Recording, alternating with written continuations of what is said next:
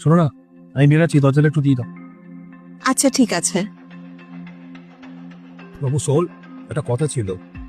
বাবা, তোমাকে আমি কতবার বলেছি যে যখন আমি কাজে বেরাবো আমাকে পেছন থেকে ডাকবে না, তুমি কি শোনো না? বললে সকাল সকাল এই কাণ্ডটা ঘটিয়ে দিলে তো আমার 12টা বাজি।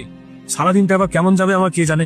না, বলছিলাম আমার ওষুধটা শেষ হয়ে গেছে, তুই আসার সময় কি নিয়ে আসতে পারবি? তো তোমার ওষুধ আনার আছে, তুমি কি সেটা ওকে বলতে পারো না? আমাকেই বলতে হয়। ওকেও তো বলতে পারো, ও তো এনে দিতে পারে। মনে থাকে না কিছু একটা কথা বললে। আসলে বয়স হয়েছে তো বাবা, তাই এখন আর কিছু মনে থাকে না রে।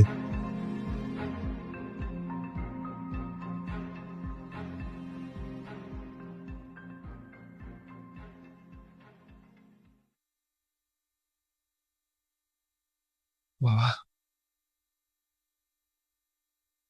চলে এসেছো তুমি? হ্যাঁ। কি হলো বাবা? আপনি চা খেয়ে কাপটাকে এখানেই ফেলে রেখে দিয়েছেন? একটা ছোট বাচ্চাও তো এরকম করে না। একটা কাপে যখন চা খেয়েছেন তাহলে এটা ধুয়ে রাখতে পারলেন না? আপনার বুদ্ধিটা কবে হবে? আদৌ বুদ্ধি হবে নাকি আপনি করতেই চান না কোনো কাজ, সারাদিন খালি শুয়ে বসেই থাকতে চান? এ কি, তুমি কিভাবে কথা বলছো বাবার সাথে? এরকম ভাবে কেউ কথা বলে? আমি যেটা বলেছি একদম ঠিক বলেছি। তুমি নিজেও জানো আমি ভুল কিছু বলিনি। কোনো কাজ উনি ঠিক মতন করতে পারে? উনি যদি ভুল কিছু করে থাকে তাহলে সেটা তুমি ওনাকে ভালো মতনও বোঝাতে পারো, বলতে পারো সেটা। যদি কাপটা উনি ভুল করে ওখানে রেখেও থাকেন তাহলে তুমি তো কাপটা নিয়ে যেতে পারতে এখান থেকে। সেটা না করে তুমি বাবাকে কথা শোনাচ্ছ। ভালো করে সম্মান দিয়ে কথা বলো।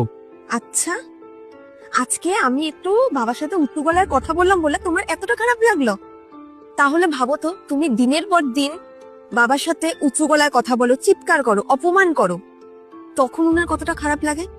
সকালবেলা বেরোনোর সময় তুমিও তো একটু বাবাকে ভালো করে বোঝাতে পারতে, কিন্তু তুমি তো সেটা করলে না।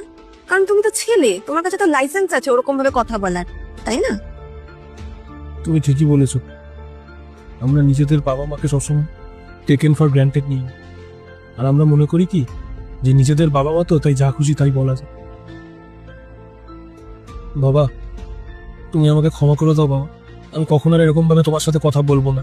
ঠিক আছে বাবু, তুই তোর ভুল বুঝতে পেরেছিস, এটাই যথেষ্ট।